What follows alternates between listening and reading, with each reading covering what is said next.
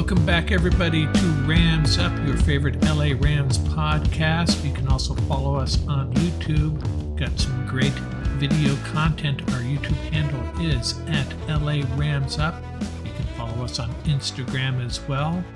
I'm your host, Mark. Let's get to it.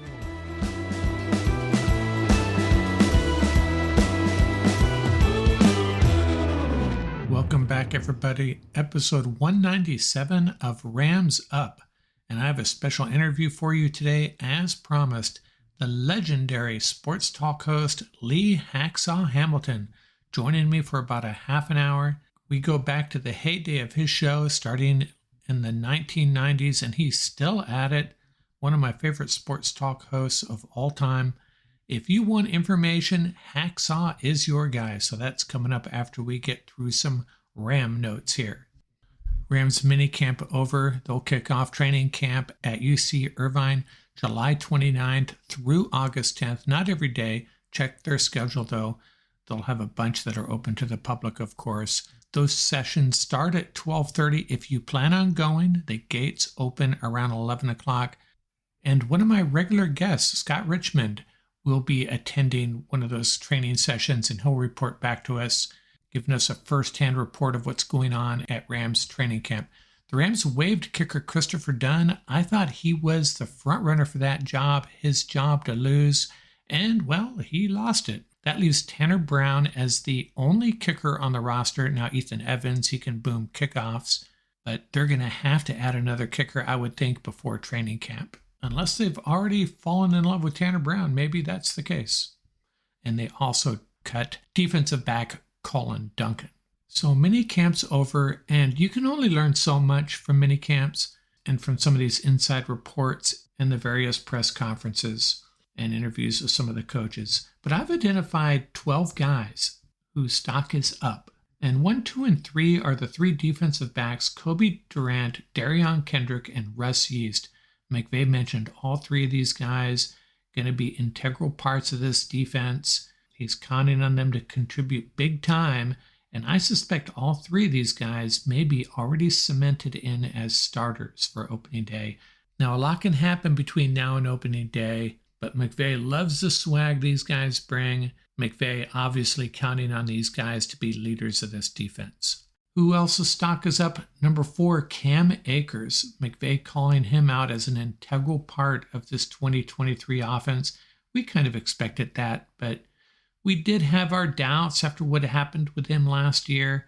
It's also been pointed out that Akers may be taking a leadership role in this locker room with this offense, and that was a surprise to me. And if that's the case, I feel a lot better about Cam Akers' future. He just needs to keep his head straight on. Number 5, whose stock is up? Kyren Williams, the other running back. We maybe underestimated the impact of injuries on him last year.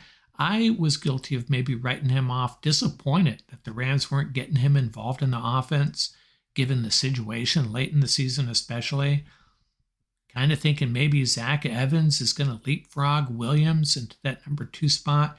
But let's think about that for a second. Zach Evans, he really had some issues in college, and that is one of the reasons he dropped in the draft to the 6th round, and he's going to have to win over his teammates and that coaching staff.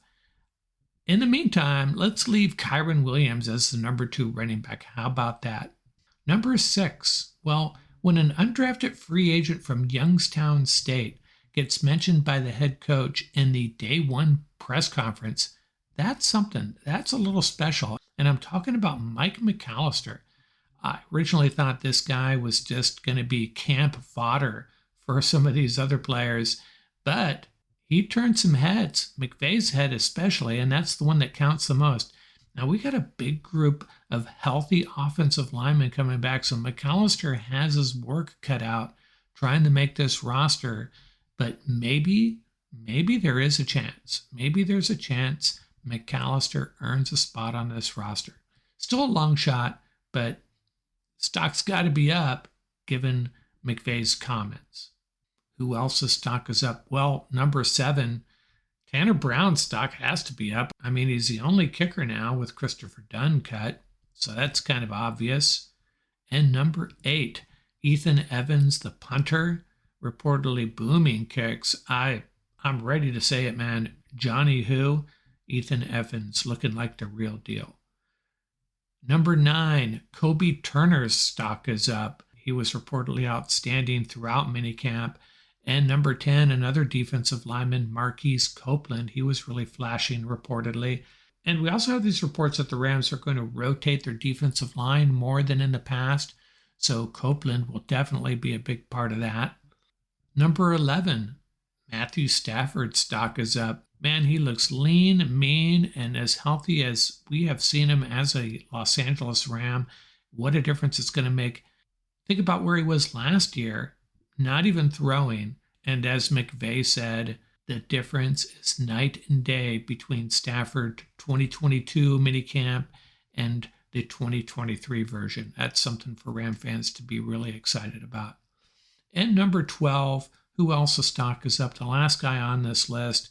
You know, I've been saying Byron Young better be the real deal. He better be a good NFL player. We are counting on it, and early reports are very positive. He looks incredibly athletic.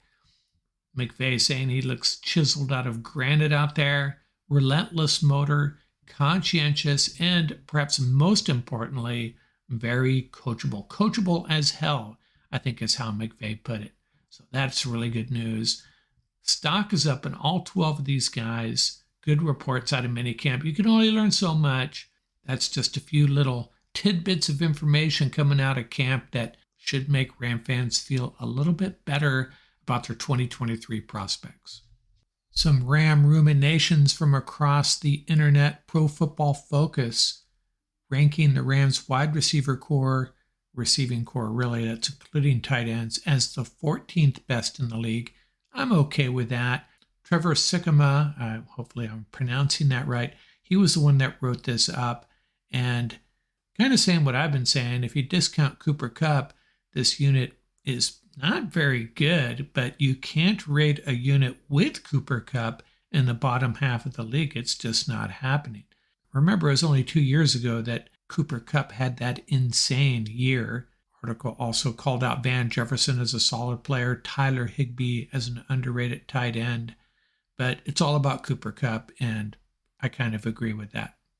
Ran across a couple of articles, one of them proposing we trade for Josh Jacobs, and another insinuating that the Rams might be wise to sign Dalvin Cook. Just stop it. It's not happening, and it shouldn't happen. Neither of these players should be brought on. Rams are fine at running back. Makes absolutely no sense. Good Morning Football. They had a nice little entertaining feature breaking the 16 NFC teams into tiers, basically power rankings, kind of like what I did, but they don't number them 1 through 16. They just group them together. Their big dogs, as they call them, were the Eagles and 49ers. The 3 teams hovering, the Cowboys, Vikings, and Seahawks. To be determined, the Giants, Lions, Saints, and Rams. And shock the world, please, the Commanders, Packers, Bears, Bucks, Panthers, Falcons, and Cardinals. So if you filtered this down to power rankings, the Rams would be at worst 9th, at best 6th. And that's kind of where I had them. I had them at 9th, actually. But they are certainly not writing off the Rams like some other folks are. Hey, and just a reminder, coming up soon in the next week or so, our annual Dodger episode. Tom and Paul will be joining me for that. Good time of year to do it. So the Lakers are interested in Chris Paul. Surprise, surprise. This is the type of move the Lakers have been doing. And you know what? If it means they're moving on from D'Angelo Russell, bring on Chris Paul. And Chris Paul is the type of player that can make almost anything work. Extremely intelligent guy. I think it's a pretty good chance Chris Paul is wearing a Laker uniform next year. And the U.S. Open at the L.A. Country Club. I was not even aware that that course existed. Shame on me, but man, it's beautiful. Great public relations for the city of Los Angeles. Just picture postcard perfect views for the entire tournament. And you know, I was pulling for Ricky Fowler, and then kind of knew it wasn't going to happen though. And then I was pulling for Rory. I always loved him. but I'm kind of glad Wyndham Clark won it. Never heard of him before. Seems like a worthy champion to me, though. We'll be back in a second with that interview with Lee Hacksaw Hamilton.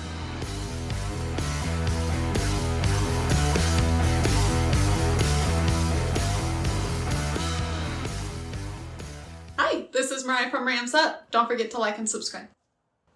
Hey, everybody, this is Mark from Rams Up. I have a special guest with me today, Lee Hacksaw Hamilton, the legendary sports talk host from basically famous in the greater San Diego area, but I think he's pretty well known nationwide.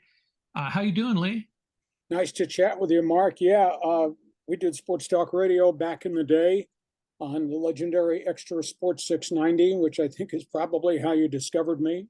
Right. And we weren't really San Diego. We were, quote, Baja, the Canadian Rockies, because we were on a 77,000 watt blowtorch signal with a transmitter in Mexico, and we went up and down the West Coast. And we were the third station in the country that started sports talk radio after WFAN in New York and WIP in Philadelphia, and had a tremendous run into the early 2000s. And we did a lot of stuff. I was the first cornerstone they hired back in 1987, and my deal was coming here to be the voice of the Chargers, and then obviously becoming a drive time afternoon sports talk show guy. And they evolved the station from 69 Extra Gold with Wolfman Jack into News Talk, and then it evolved further into all sports, and it was unbelievably successful. And it spawned the careers of some really, really cool people. And it's interesting because I reflect back now, because I've had a lot of people call me and talk about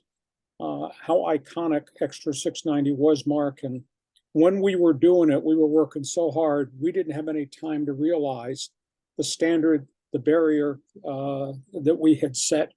And it was absolutely amazing. To be the third one in the country to execute all sports 24 hours a day had not been heard of on the West Coast. And we did it with the only flagship team we had was the San Diego Chargers, but we eventually evolved into a lot of other things, NHL hockey with the Kings and the Ducks and USC Trojan football.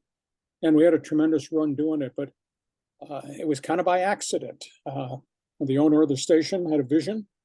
I wasn't sure that vision was correct, but I was the first one through the wall, and I had to do it all by myself for a long extended period of time. And then we eventually evolved into sports talk radio, and that brought on just a wide variety of unique personalities. And we hit the jackpot on a bunch of people. And if management ever said, well, that was the blueprint, I will tell you that was not the blueprint, because they stumbled on the guys. They knew who I was, but they didn't know how good Jim Rome would become when they hired him as a part-time night guy to evolve into what Jim did. And they kind of stumbled upon Steve Hartman and were trying to find a co-host with him. And they wound up getting Chet Forty from New York, the legendary ABC Monday Night Football producer. And he moved out here, and he was here with Steve for a couple of years, and he passed on very suddenly with a heart attack. And we were looking for another guy to co-host. And I recommended a friend of mine who'd covered the NFL, who was based out of Philadelphia, Bill Wernell. And they hired him.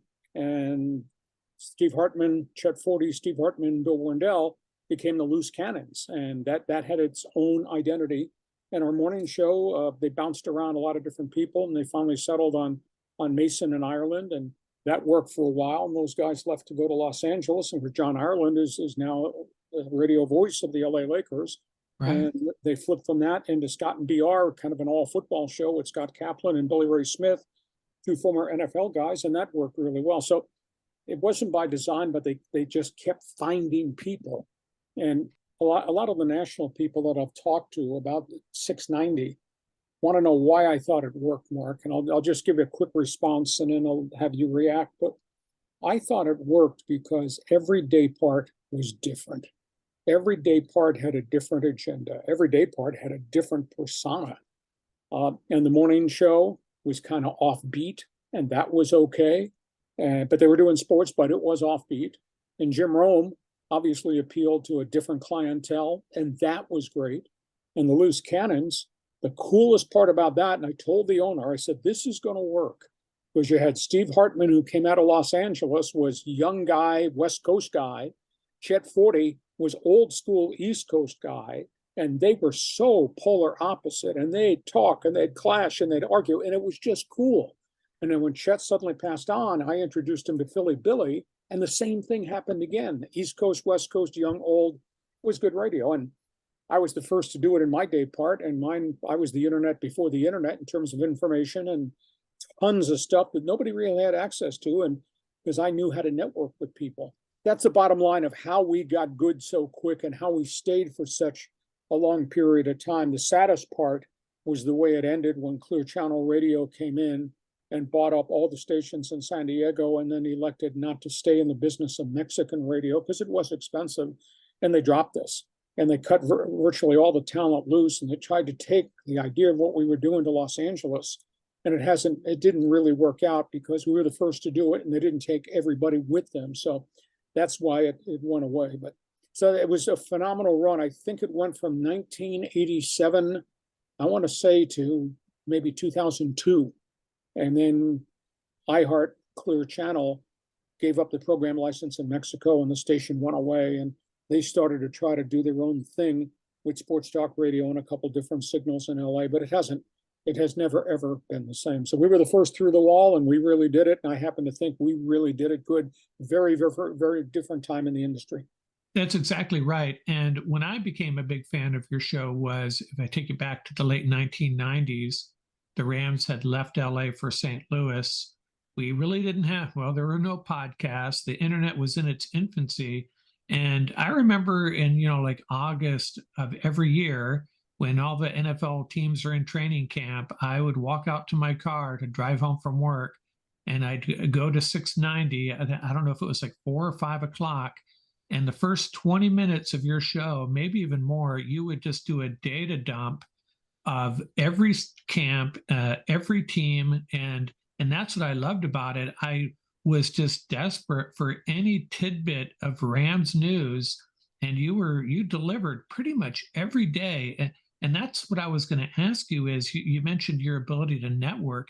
How did you network back in those days? Because it was a different time. It was before the internet, and it must have been really difficult to accumulate all that information on a daily basis. Well, first of all, I was on at 4 o'clock afternoon drive. You never thought you'd enjoy gridlock so much, did you?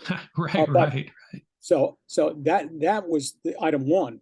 Item two, I never met a phone number that I didn't want to call. And I just had a way to find access to people. And again, I was doing what nobody else ever done. And the best 15 minutes in radio is what you're making reference to. Hacksaw's headlines, which, I hit the bullet points of all the big stories of the day. And then I challenged you, the listener, at home, at work, or in gridlock, to call me and argue with me about the favorite topic you had on your table. And that's what made it a success. And then I created this, and I started this actually when I was in Phoenix. I did sports talk for 7 years at KTAR in Phoenix, and just kind of evaluated how to do this and how to deliver it. And I just created this type of national and, to a degree, global content. And then I started to develop unique things, the tour of the NFL training camps, baseball spring training camps, NFL draft previews, NBA draft previews, NHL draft previews. And that's what made the show roll, because nobody else was doing it, and nobody was dedicating the time nor the resources to do it. There were mom and pop sports talk shows in San Diego, 1 hour public talk, but that's all. And up in LA, it was the exact same thing. They do Dodger talk on KABC, and there might have been Rams talk for a short period, but nobody was doing it across the board. So we really laid the foundation. Everybody else is trying to copycat what Extra 690 was. And I don't know that you can ever reproduce it, because A, you don't have the talent. B, it takes a lot of time. And you asked how I did it. I did 4 hours a night. I produced my own show, so I spent the whole day booking guests. And then I did USC Trojan football, the Chargers. And then after the Chargers left our station, I took on the Seattle Seahawks job. So I was working 7 days a week. I was doing it all by myself. And I look back now and say, gee, how did you do that? But wasn't it great to be young and stupid at one point? Yeah, but that's how I did it. And I liked it. And it worked really, really well. I don't think people appreciate how much research and how much time goes into producing a 1 hour of radio or a 1 hour podcast. It's now there are a lot of shows where it's just two guys gabbing. That's one thing. Doesn't maybe take as much time prep wise. I mean, you probably have some show notes, but your type of presentation, yeah, it had to take hours and hours. And the only I do remember in back in that time frame when the Rams were in St. Louis, there was a Raider show, and there was a gentleman that was just all into the Raiders, and I wasn't interested in that, so I tuned into your show. Hey, tell us a little bit about. I know you don't have a lot of time, so I want to hit on a few topics. What's your take on the whole Charger fiasco, moving to LA? I assume that you are or were a Charger fan at heart at some point. How do you feel about the Chargers these days? Well, I did 13 years. I was the voice of the Chargers, and we did things on radio that had never ever been done and have never been done since then. And I woke up one morning post Super Bowl after the Chargers had been to the Super Bowl, and the organization just changed. It was sad, and it became all about money. It became all about greed, and they walked away from our radio station. We offered them a lot of money to renew the contract. I woke up one morning, the contract was gone, and we were not allowed to go with it and broadcast it in another station. I was really sad to a degree. I was really bitter at the Spanos family for what they did. And then eventually they moved the franchise, which created another divisive chunk of bitterness that all of us in San Diego share. It was all about greed. It was all about putting money in the pocket. And they've gone up there and they become an afterthought. They're not really on a lot of people's radar. I mean, it's a Dodger Laker town, and then it became a Rams town, and it's always going to be a USC town. But they're kind of on the periphery. So I can't forgive Dean Spanos for what he did to 55 years of loyalty from these fans here. And I think the thing that disappoints me the most is, and we had a lot of bad leadership in terms of the mayor, et cetera. We went through some real trauma financially in our community, in our city. But it was not until we got to the end of the run with Kevin Faulkner, he was able to put together a city-county consortium with NFL money from the G3 fund to come up to build a new stadium on the Qualcomm site, and Spanos refused to go to the negotiating table. And he fabricated an alternative proposal that was never going to pass, just so he could leave and go to what he thought would be the riches up in Los Angeles. And he turned his back on 55 years of loyalty, and it's just a damn shame. It left a hole in the heart of the sports fan. I don't think the marketplace, Mark, has been the same here since they left. Granted, we have the Padres, and they're doing really well for this short window of time, but Spanos could have been the savior. And that's the thing that really infuriates me. He could have been the savior. He would have been an icon in the community. And instead, he became a scoundrel who wanted money and left in the middle of the night to go to LA and rented a stadium because the league wouldn't allow him to build his own stadium, and he didn't have the resources to build his own stadium. It's just really a sad commentary. And we miss the NFL something terrible down here. Yeah, I know. And I feel bad for San Diego. And my perspective has been that, the Chargers pretty much owned San Diego. I mean, I'm sure it's a little bit like LA. There are some transplants and fans for various teams, and that's the situation in LA, and that's never going to change.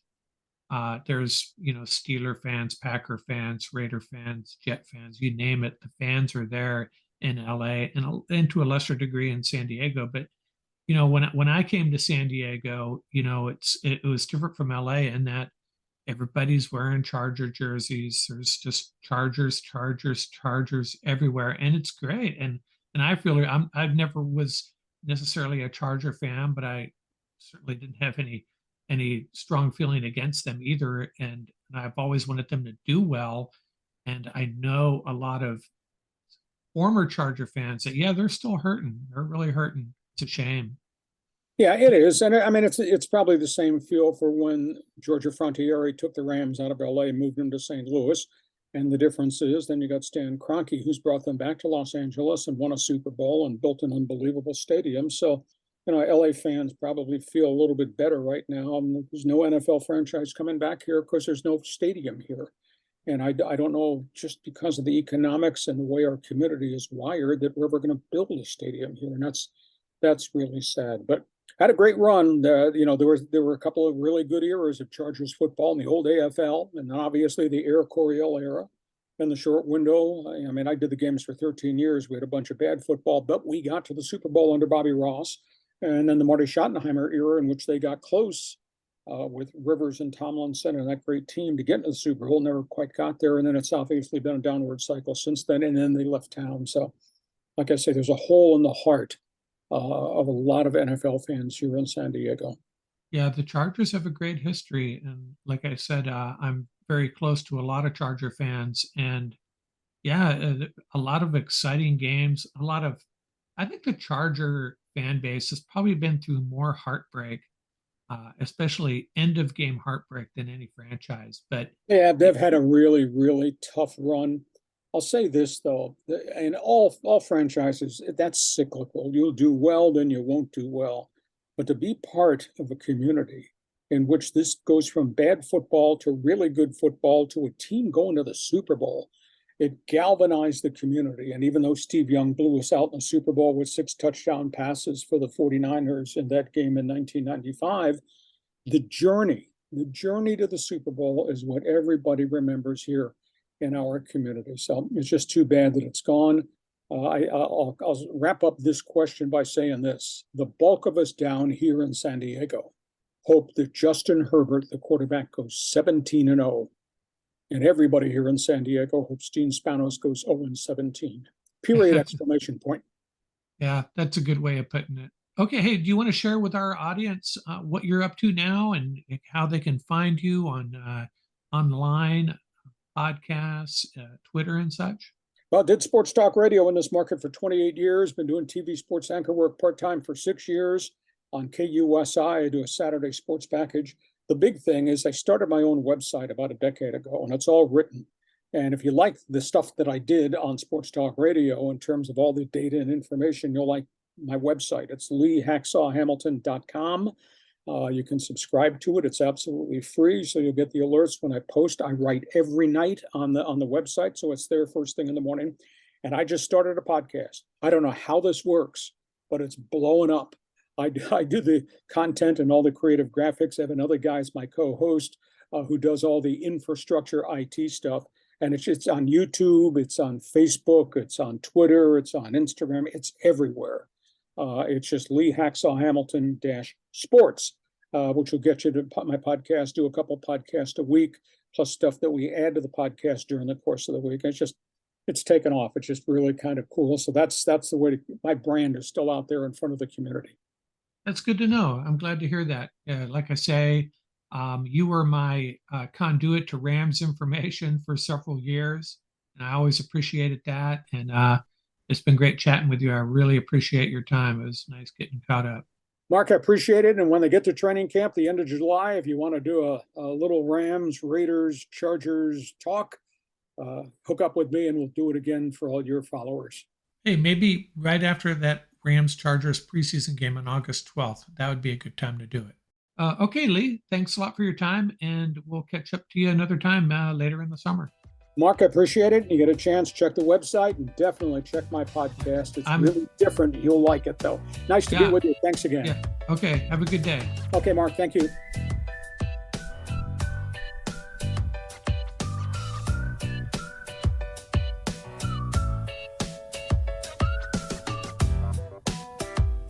That's going to do it for this episode. Remember, you can reach us at ramsuppodcast@gmail.com.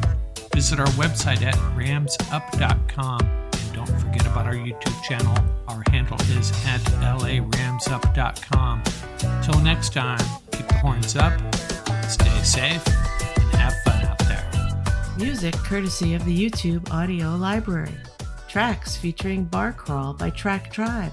Buckeye Bonzai by Vans in Japan, and Crimson Fly by Huma.